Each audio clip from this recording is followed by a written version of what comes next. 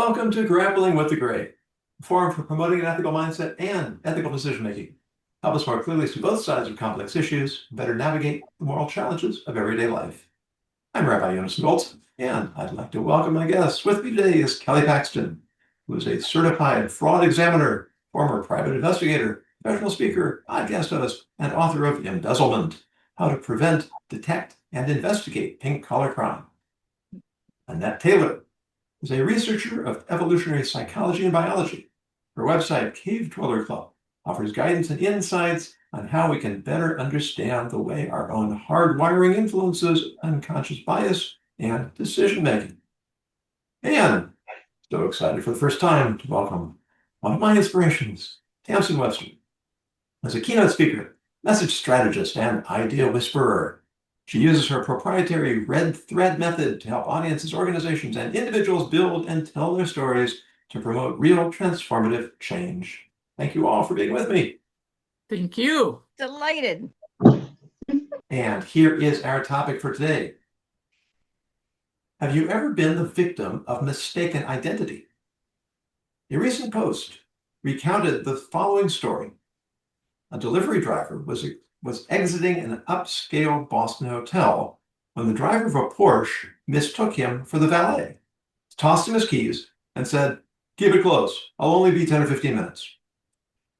The delivery guy calmly caught the keys, took the car for a short joyride, then left it in the middle of the intersection with the door wide open and the engine running. Comments on the post celebrated the story, and several readers shared stories of their own. In a similar situation, one misoccupation valet parked the car in a tollway zone. In another case, the purported valet simply drove off, reasoning that if you gave me your keys, now it's my ride. Are any of these responses justified? How much license do we have when obnoxious individuals literally invite us to put them in their place? We do love vigilante stories. It's such fun to root for mavericks who restore justice when the system fails. But are we making things worse for ourselves and for society by fighting fire with fire? Kelly, will you start us off on this one? Well, when I read this, I kind of thought of this is the start of a movie. And I can see Jason Statham, and then all of a sudden he takes off and the car blows up and there's a robbery and blah, blah, blah. So, you know what? And I'm going to be interested for both your opinions, but the idea is we have these ideas of what people look like. And, the delivery driver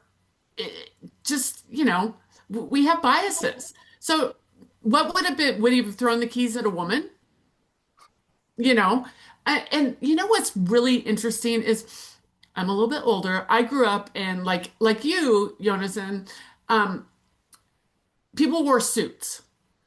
Now you can have Mark Zuckerberg in a sweatshirt and a pair of baggy shorts, and he's a gazillionaire. But we still have these ideas that, the outfit, the persona matches the occupation, and it's just no longer true, at all.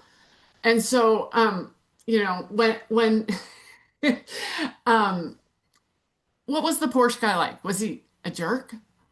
Uh, You know, was was it some real emergency? I don't know. I think that, someone sees someone who's maybe blue collarish looking and they're just do your job. I hate that, but we all do it. So that was my Yeah. initial sort of thoughts. Yeah, we all do that from time to time. And I like to compare modern life to how we used to live as in nomadic and social groups.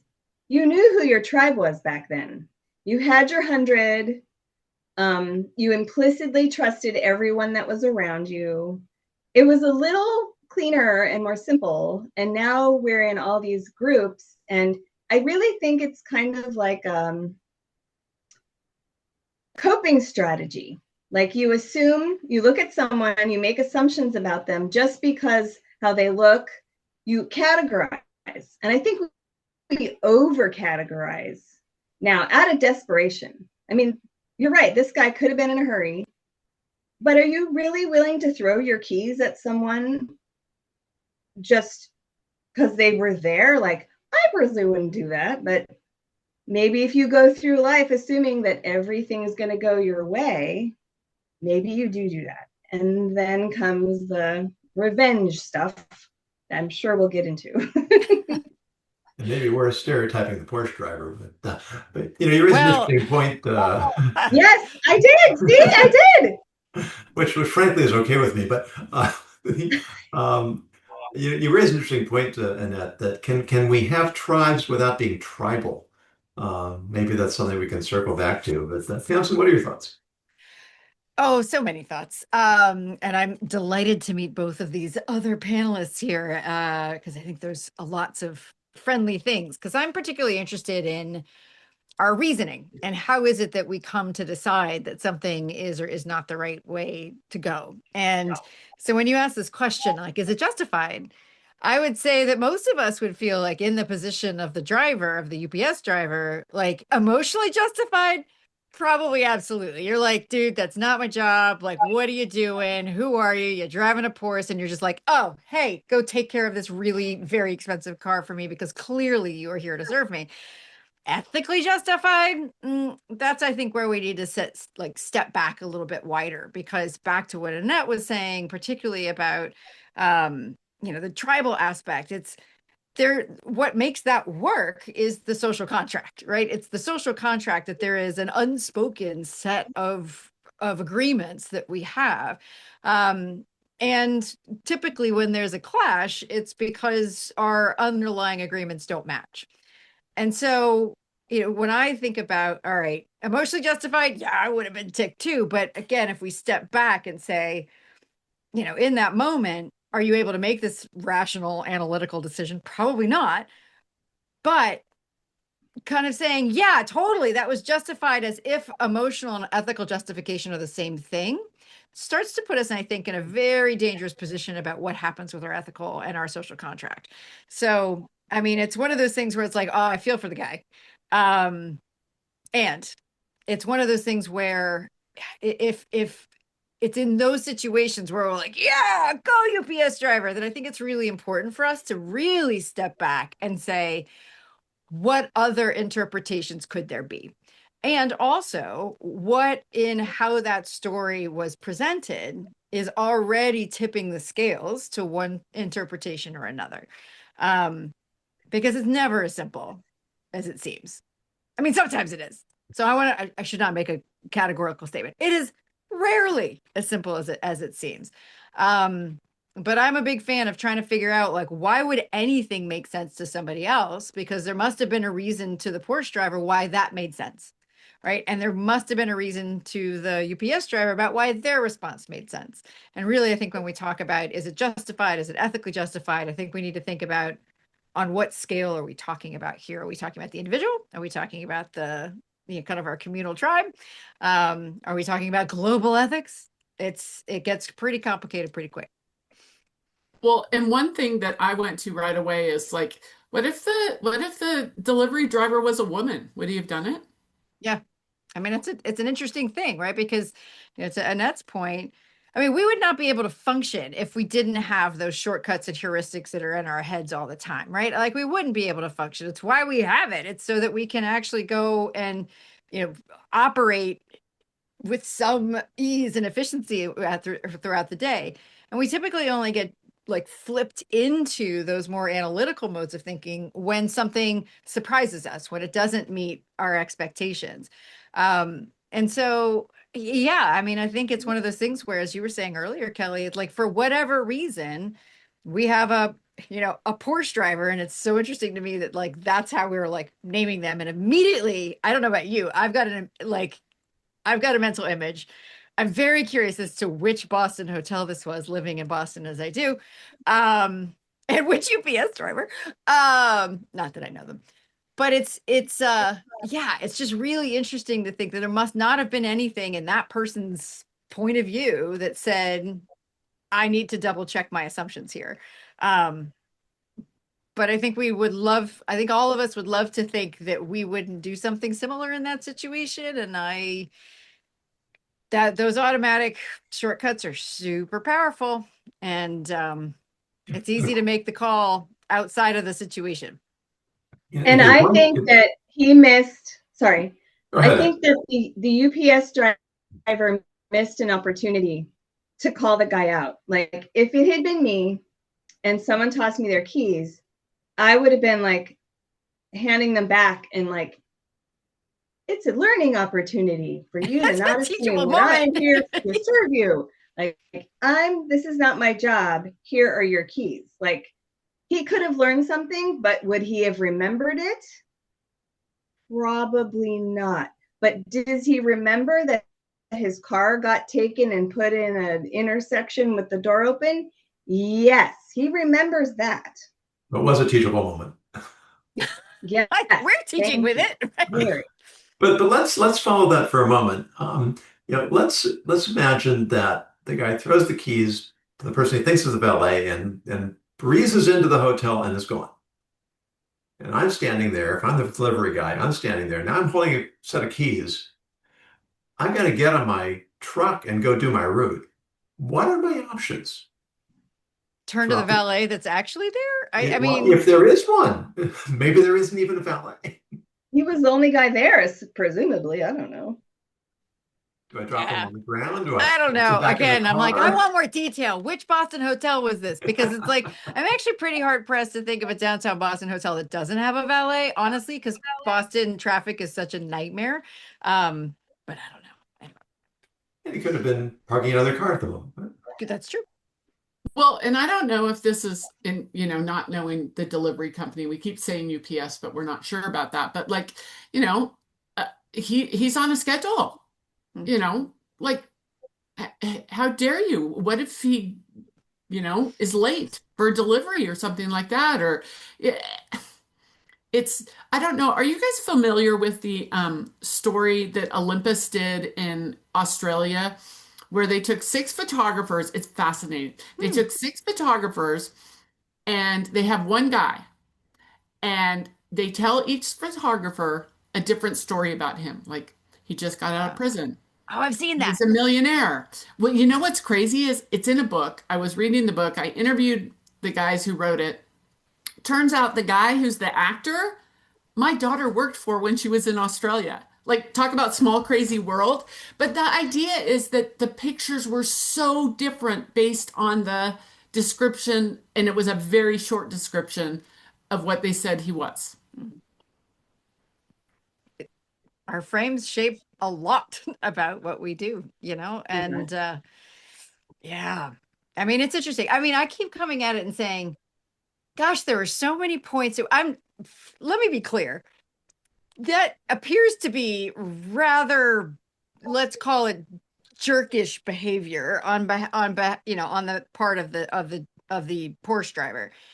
And there are a lot of points at which, Yonason, you asked, like, well, what would you do when you're standing there with the keys? I mean, there's a lot of decision points that driver went through, right? There is a moment where I could see if there's another driver, I could call out to that person, Annette, as you were suggesting, whoa, sorry, bud, like, you got the wrong person. There's a point at which he decided it's not just to hold the keys, but to get into the other car, take it around the block, even if he was on a delivery schedule, and then leave it in the middle of an intersection. So it's like, there are a lot of decision points there where, like, taken together, we can be like, yeah, that's right. But it's like, that guy had a lot of other opportunities to do something different. I'm not saying that the original behavior of the Porsche driver was justified or correct or whatever, but I am really curious as to the thinking process of the delivery driver who repeatedly reinforced this. I'm going to teach this guy a lesson in this way, rather than just, Annette, your view of saying, let me just call out the fact that you got this wrong, which I'm like you, I would consider that embarrassing enough, because there's been plenty of times when, I've been mistaken for like the help at a speaking event, the keynote speaker. So, that happens. Well, and you mentioned this, Tamsen, like, why did they have to say it was Porsche? driver? Why Right. couldn't they just say a driver? Like, is that clickbait? I mean, I think so. I mean, Yeah, yeah, I mean, it's like I love stories, you might have heard from. I mean, I am of the opinion that any story, any retold narrative is an argument in disguise. Depending on what we talk about, in what order, where we focus the attention, what details we highlight, which ones we pull away, and which ones we don't, we Yeah. are presenting a point of view that we as a listener don't have any control over.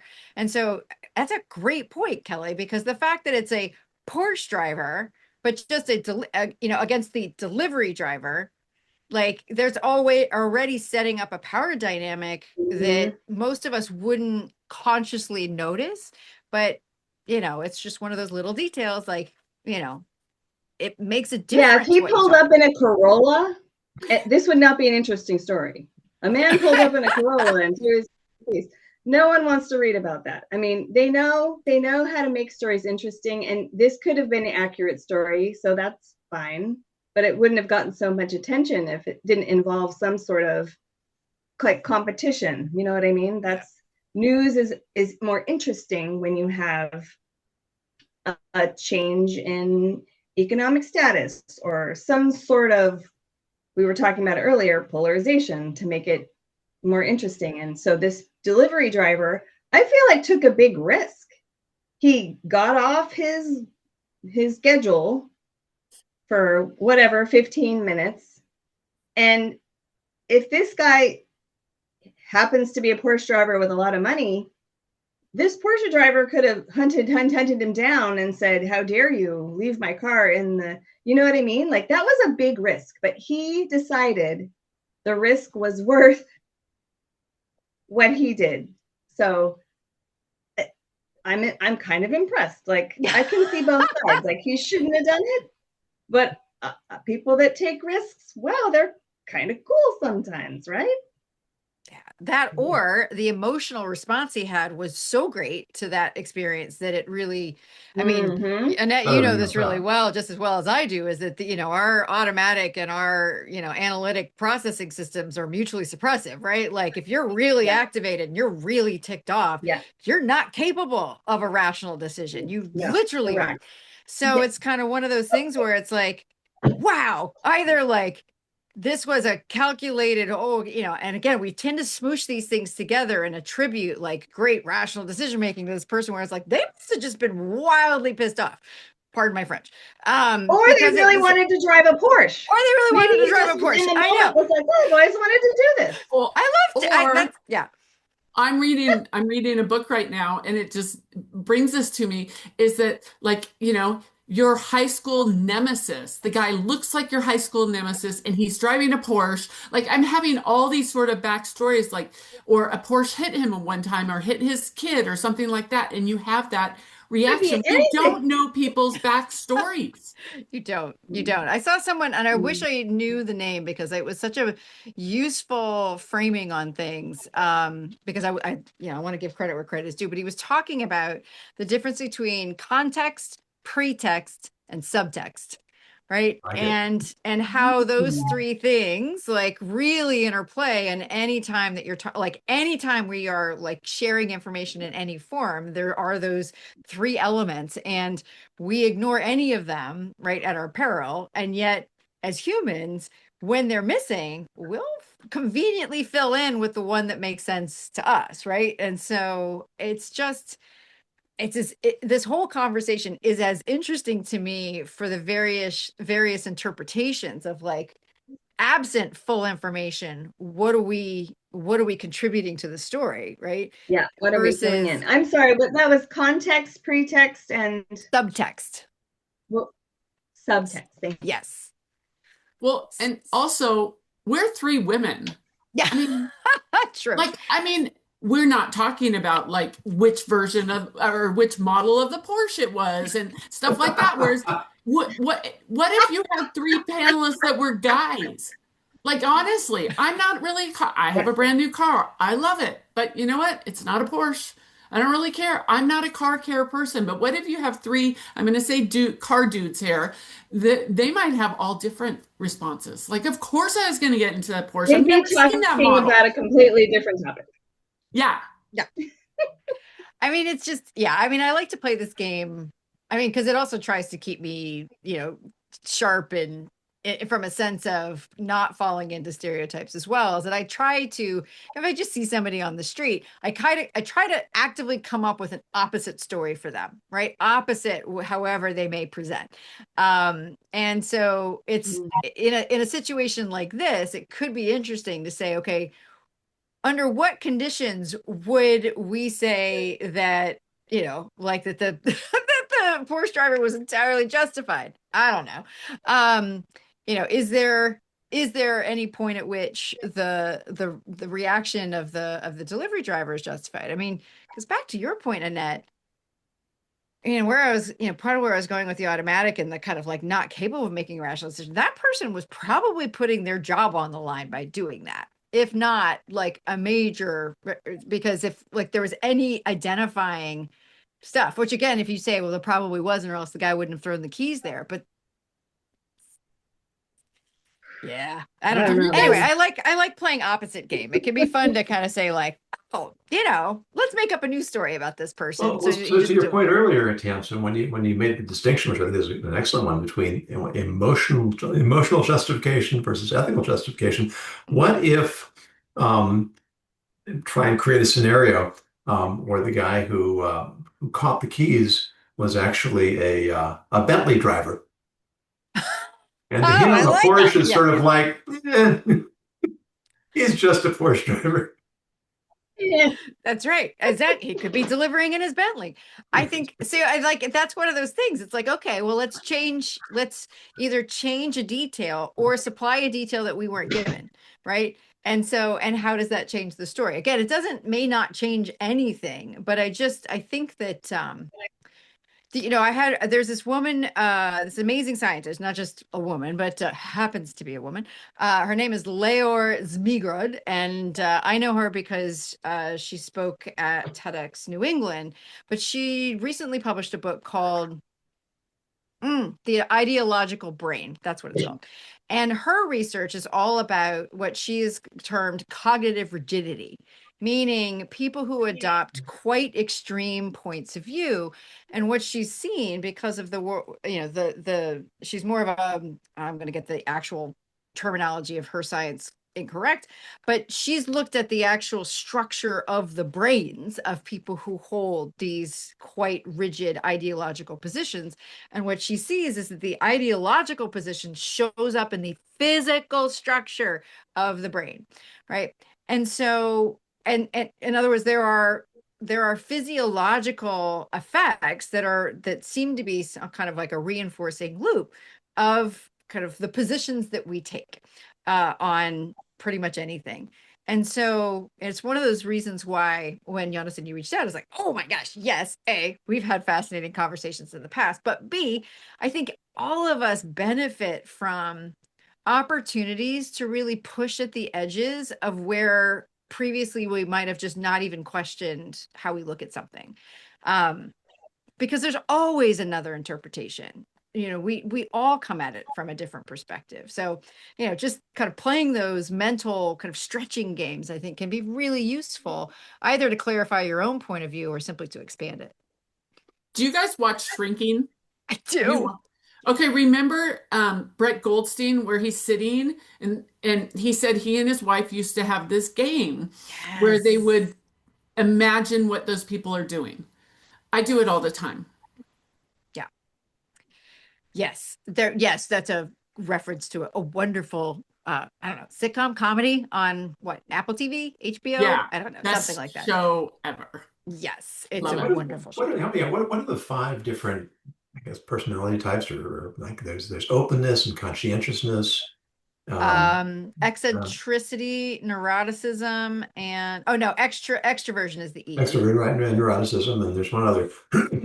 The A. I don't know what the And A apparently is. there's a strong correlation between some of these and your political views. Mm. People who are more open are more much likely to be liberal. People who are conscientious are much more likely to be conservative. And to your point about the structure of the brain, maybe it's actually physical, or maybe it's just however we understand the mind. Mm. But we may be much less in control of our beliefs and our perspectives than we like to think we are. Mm. Because when you add in our temperament and our environment and all the variables that go into who we are, um, we don't have quite as much choice as we think we do over the way we look at things. And then when Nature. you add And it in, really is mood dependent. and that too, right? If you Yeah. get kicked into fear, you have even less control. And if you're in like a state of trust or calm, sometimes you can make choices a little easier. Or the end of the day, they say the most scandalous behavior happens late in the day. Because people are tired, they spent the whole day making decisions, they may be hungry, they may want to go home, and their coping resources are diminished. And that's when people often get into problems. So sleep on it is often good advice. Yes. A is agreeableness, by the way. Thank you. There you go. Well, Yeah, go ahead. and I think Tamsen, you know him, but Daniel Pink wrote, I think it was the book about when. When? Yeah. Yeah, and it's like, you don't want to be sentenced after lunch. You You do not. there are all these sort of things, and like, I mean, I think about it. My brother called me the other day and he's like, "Hey, can I drop my computer by?" And it was 5 o'clock. It is the worst time of the day for me.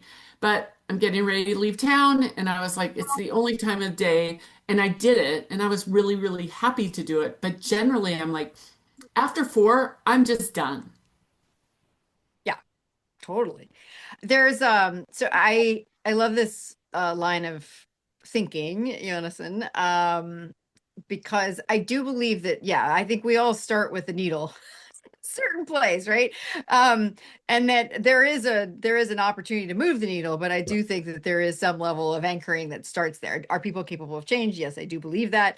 Are there certain things that we start with from a trait standpoint? Yes. If you want to add more stuff to the mix, if you're familiar with the primal beliefs research out of Jer Clifton's lab at the University of Pennsylvania, so interesting.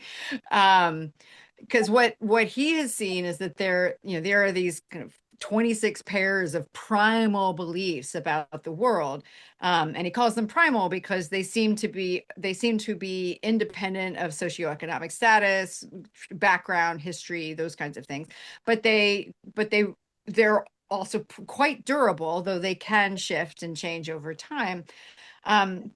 But he's also seen there's some really interesting research they've published about the alignment with political views as well, and saying, for instance, that folks with more conservative political views are kind of on the belief about the degree to which hierarchies in life and the world are rigid, are much more likely to be conservative to those people who really see this as an interconnected, more ecosystem-like web.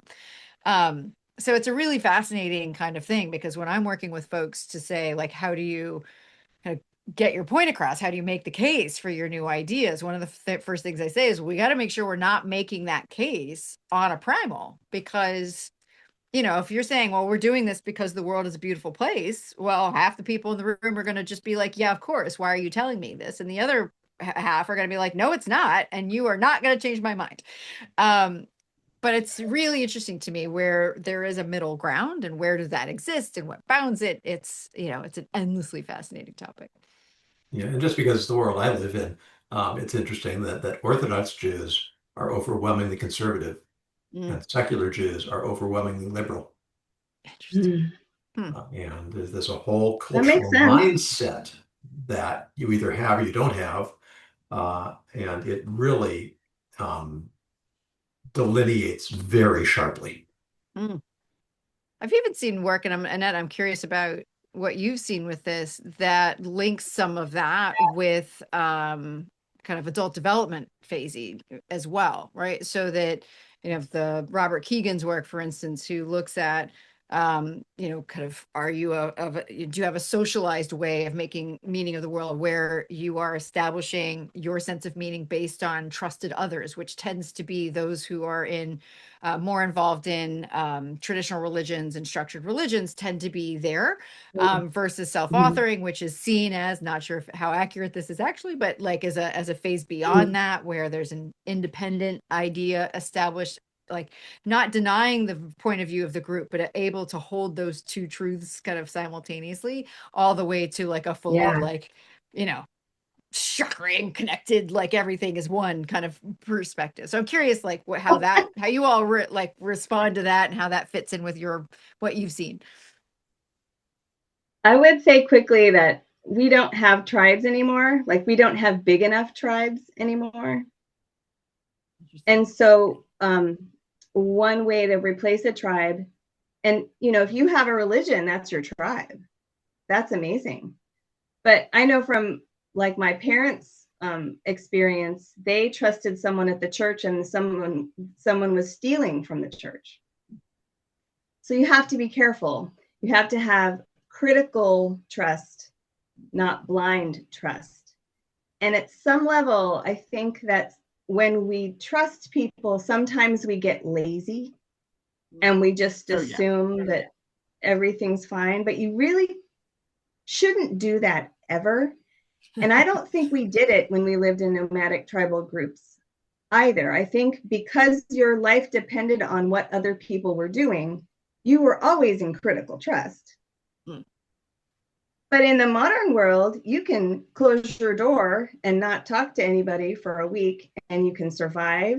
You can get your food. You can connect with other people, but not face to face. And there's kind of a blur between reality and does that make sense? Oh, absolutely. Yeah. So I have a comment here from Rich, who throws out the term affinity fraud. Oh, yeah. It's huge. Oh, I could see where I'm like, Kelly, I'm intuiting what that means. Tell us, Kelly, what does that mean? Please? Yeah, tell us. Well, look at Bernie Madoff. Who did he go after? Friends. Well, same the Jewish community. He really went after the Jewish community. So you have affinity fraud, religious group, things like that generally. I'm not going to go into multi-level marketing, but some people would say that maybe that is. But like Bernie Madoff is the perfect example of affinity fraud. He went after a certain market. And they do it because they're trusted, they get vouched for. Like, I don't know if you guys do this, but I get asked for a lot of recommendations. I just had a friend ask for a recommendation for an estate lawyer. I am very selective who I refer both sides to. I have to know it's a fit because you know what? If it goes bad, it's on me. It isn't on them. They're like, you introduced me to them. So I am very, very, and sometimes someone will say, well, you introduced so-and-so to, the realtor, but not me. I'm like, I know it's not a good fit. But like Bernie Madoff made sure, and that, like you said, it's kind of tribal. It's gotten so much bigger because of technology and the internet and everything like that. But it is still tribal in some ways. It's just bigger, I'm going to say. But yeah, Bernie is a perfect example of, I mean, you can have a tribe online. I love my LinkedIn community. I couldn't do what I do without it. I consider LinkedIn my tribe. Well, that's what's interesting because, so again, curious what we both think about this, or all three of you think about this, because I mean, I just happened to be having a conversation with somebody else earlier in the day where we were talking about, well, I like to do particularly my most intense work with folks in the room. Like I like to do that because so much of my work is to help people really draw out what are those implicit theories they're using to like, why do they believe this approach is the right thing? And I like to be in the room, as I explained, because there's just so many other pieces of data that I'm able to take in that way. Because as I like to say, there's nothing that our mind knows that our body didn't experience first. And it's not that I can't do that work virtually, but when you're doing it, like when when everything is mediated, right? And I mean, even if it's just like, even this conversation is mediated in the sense that you're not getting the full picture. You don't get to see all of each other. We're not getting the full range of audio pieces. We don't get the full depth of everything that's happening. We're actually having a bunch of these sources of trust signaling and validity checking stripped away the moment you go online. And when it's only text, when it's asynchronous, you're taking even more away. So I'm really curious, Annette, when you were talking about, it's like, yeah, you could survive in this little tiny room, except you're dealing with so much less information that doesn't Yeah. allow you to kind of like let that spidey sense tingle, Kelly, when you're like, something's not quite right here. And I think it does lead to that kind of like extreme, unnuanced reaction of delivery driver taking Porsche for joyride, you know? Right. We're not used to using all our senses. I mean, Not we anymore. used to use smell, sight, touch. I mean, you experience things like pretty intensely when we lived in the wild. And now you're just guessing half the time what. And it's so good. Oh, Annette, are you familiar with the truth default theory by Timothy Levine? No. So we have to assume that people are telling us the truth. Even though I have dealt with criminals for a very long time, I get up in the morning, I cannot think that I'm going to get ripped off. It just, why get out of bed? So say you go into the dentist. By the way, 3 out of 5 dentists do get embezzled. But say you go into the dentist and Why? I'm so fascinated we by can that. talk about that. But yeah, it's crazy. Ask your dentist after they've given you the treatment. After. Good. But what if you went into your dentist and they say you have a cavity? Are you going to say prove it? Get a second Then opinion. the dentist won't give you the Novocaine. But they've done studies where they show pictures, like x-rays, and half the dentists say there's an x-ray, half of them say there isn't. But like, can you imagine going into your dentist and they're like, yeah, you need a root canal, and you're like, prove it. We can't do that. And I honestly don't think Bernie Madoff at age 5 said, I'm going to run the largest Ponzi scheme ever. Elizabeth Holmes, she wanted to be a billionaire at age 8. So I think she's like, she was going to do whatever it takes to be a billionaire. I don't think Bernie Madoff actually do that. Over time, yes, he got upside down and then it just snowballed. So Yeah, we actually had a case like that in our community of an executive director who was they weren't able to cover their expenses and he started borrowing and he kept getting further and further behind and eventually collapsed. And it was tragic for a variety of reasons, but one is that he was very well intentioned. He really never had any intent of doing, and even after he got caught and there were serious consequences, he never really acknowledged that he'd done anything wrong because in his mind, he wasn't pocketing this money. He was just trying to get caught up and not going about it the right way. I have a And comment that's here from Jeremy. Let me know what you think. He says, I think many times it's about feeling in the right group, and many people get lost on the path to find the right group to stimulate your mind. love that. Yes. So there's one of my professors works on what she calls educational displacement theory. And essentially what she's talking about is like, there's theories about how we change our minds about things, right? It's the kind of one of the central theories of adult learning is what's known as transformative learning theory, kind of perspective transformation. And almost always it's talked about in the positive, right? Like, hey, how do you go from being like this person to seeing yourself as something else? And she's like, yeah, and it happened. There's a dark mirror side of it where it actually it can lead to radicalization. And that like and what she's found is that, when she talks about, because she's also she's a survivor of the Bosnian genocide. What she found is that and that's what drove her to say, like, how do people get to the point where they dehumanize other people and can commit atrocities against them? What she was finding is that in significant numbers of cases, and this is empirical research, much of it starts with what she calls educational, or it relates to societal or cultural displacement, meaning not feeling seen, heard, valued for what you are and offer. And when that happens, particularly in an educational environment, often happens in schools, then those oftentimes kids, young people, start looking for the other group. And the minute they find somebody that starts to validate them, that starts to include them, and oftentimes with negative intent, like with intent to recruit and to like take advantage, that's when the snowballs start. So that's a well observed, very well observed thing of just kind of saying, well, it is about, I think it was Jeremy, right? It is about finding the right group. And the good news is there's many, many, many, many, many opportunities to intervene, right? It's not a like happens once, boop, you're all done, radicalized. Or on a path to extremism, but there are these moments. And so it's again one of those things that really leads back to this idea of just checking that thought, like that moment where you toss those keys to that person, like he just put that person, again, one of the ways we can interpret is that he immediately put that person in a little tiny box, and that person goes, I am bigger than that box, let me show you, right?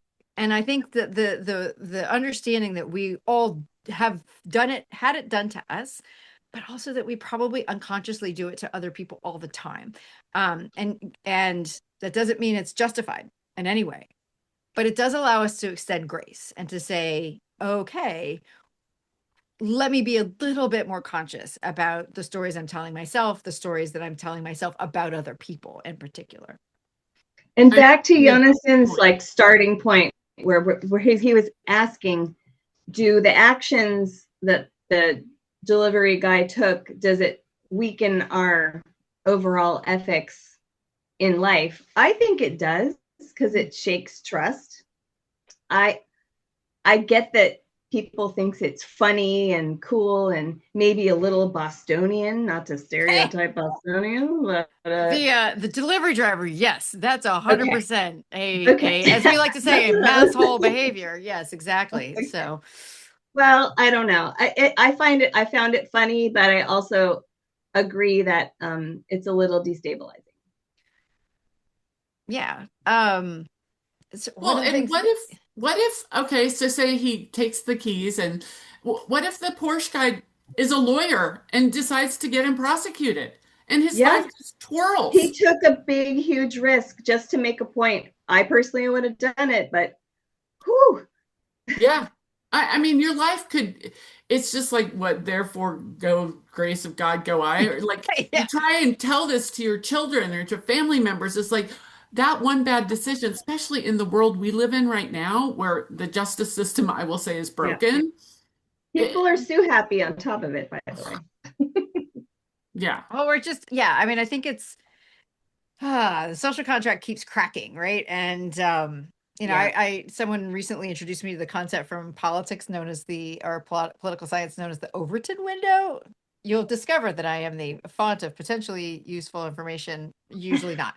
But the Overton window is like in political science, it's the window of what people consider to be reasonable, right? And what you see and what has been observed at various times is that is that particularly, let's say, fascist authoritarian structures can, like, what they do often is they slowly push out the Overton window. So something over time that would have been absolutely outside of what people would consider reasonable now eventually starts to either be right next to it or included in it, right? I just go back and think about,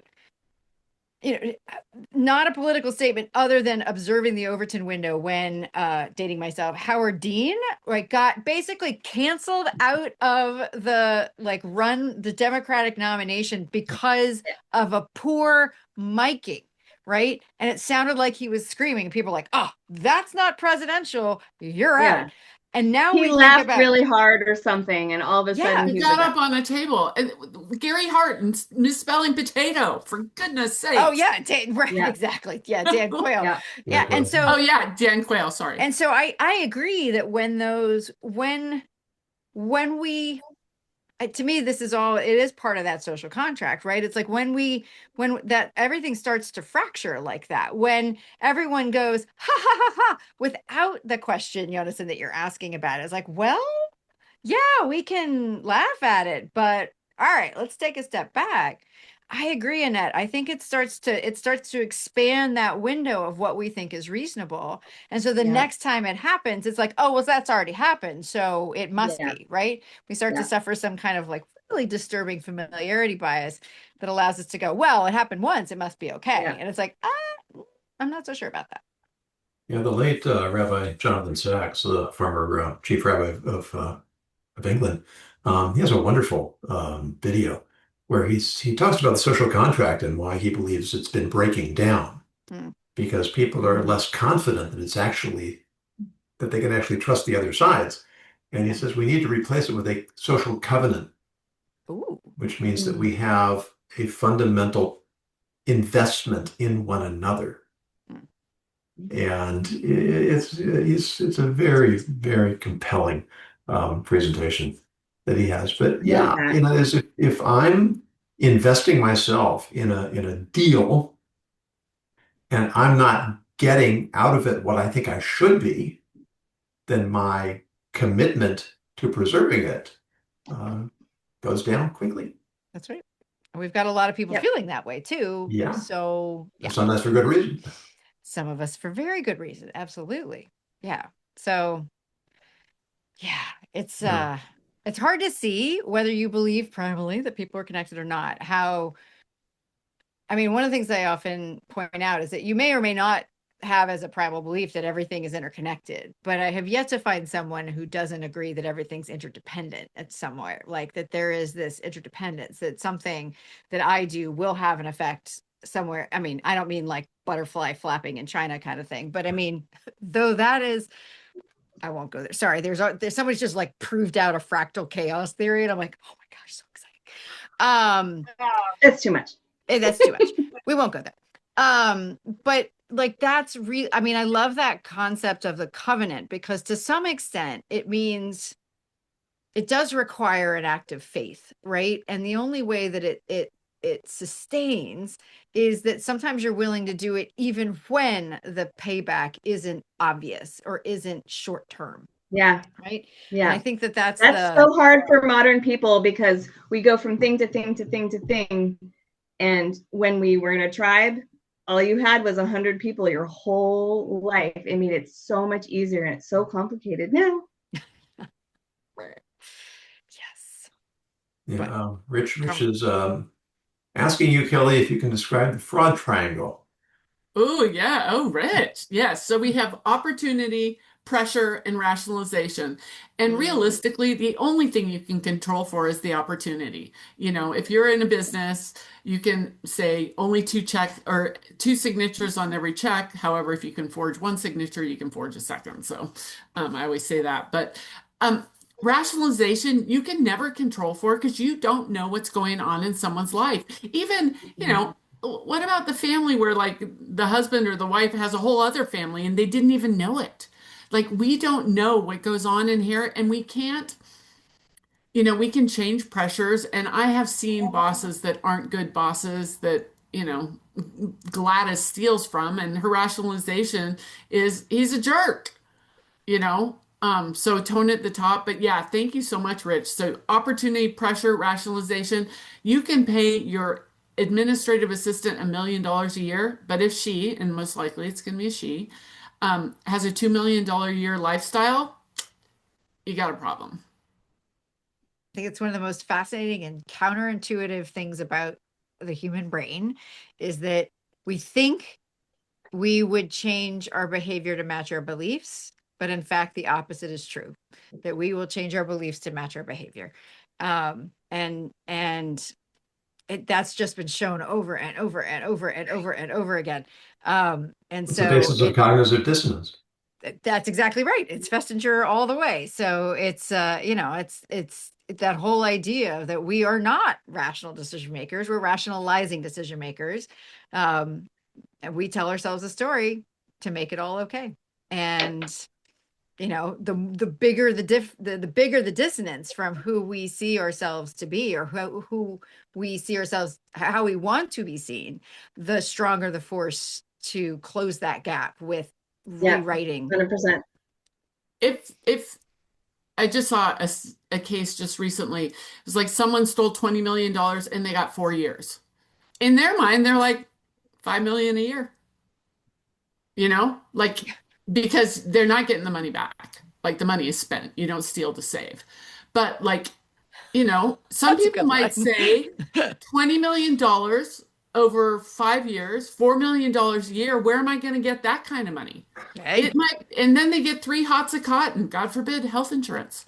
Like, how can we control for that? yeah. And $4 million a year is nothing to someone, but to everyone, $100,000 a year might be that number. You just reminded me. The thing I remember most about the OJ trial is that the judge, Lance Ito, he held Johnny Cochran, the defense lawyer, in contempt and fined him $960. That's random. Well, it's not just random, it's nuts because what's he Ineffective. getting paid? Yeah. And How what's he much going to an do? hour? He's just gonna charge his client. Yeah. You know Yeah, what? Everyone thinks money is going to solve their problems. And it will short term. I mean, I've seen it in so many embezzlement cases. It will short term. Long term, it will never solve your problem. So Yeah. it's a So short term fascinating. fix for a long term problem. It's easy to say when we're privileged, but it is Yeah. what it is. Yeah, there's a cool study out about how daycare, like, looking at daycares that tried to reduce late pickups by putting a fee, All and it right. actually made late pickups worse because then it put a Yep. number, it put a valuation on the time, right? And so, like, once people were like, oh, well, I'll just pay the fee, must be that, but versus, like, get back to our whole concept of social contract, the right thing to do, the polite thing to do, the thing to do is to be there, right? The minute Right. that you put it into money, in that case, like, now you're starting to make it not a human to human thing. You're mediating it through money, and that changes Yeah. it.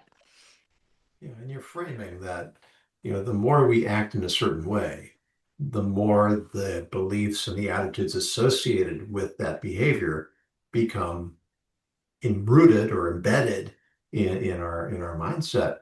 There's actually Mhm. a biblical verse that Mm. says that when you see your enemy struggling to unload his donkey, you have an obligation to go help him.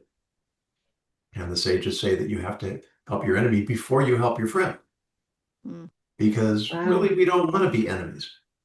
And often the reasons why we feel enmity, they're often very superficial, shallow reasons. And if you go and you help a person and you work together, and then the cognitive dissonance kicks in. Well, why am I helping this person? I don't like him particularly. And subconsciously, I start to like him better. Mm. Um, when we take responsibility for our actions, we can change our beliefs, we can change our attitudes. And I think that really does address that, as good as it feels, and as much as we want to root for the delivery guy who takes the Porsche out, or root for the vigilantes in the movies. Um, when we exercise the self-restraint, the self-discipline, that I don't really need to do this, and it's not really serving anyone, and the guy in the Porsche probably isn't going to get the message anyway. Better if we find a way of taking the high road. Here, here. Honey Love over it. vinegar. What we teach our kids. My son was on the phone at hold for 2 hours today about a healthcare issue. And when he finally got on, he texted me. He's like, I'm on. And I'm like, just remember how bad of day they are having. Mm. And he got it fixed. Love it. Yes. Well, ladies, this has What been a a lot of fun. delight. I love this. Thank you so much for having me. I'm Well, Be so part of it, energized.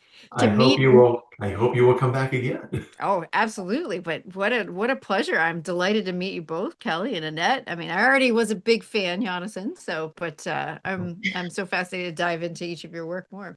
It's my favorite kind of show where I can just sort of sit back and let the guests do all the work. Well, thank you. Sometimes we do have a backstage conversation, not necessarily this time because we've run over, but if you're interested in those, you can go to my Substack, become a premium member, have access to those.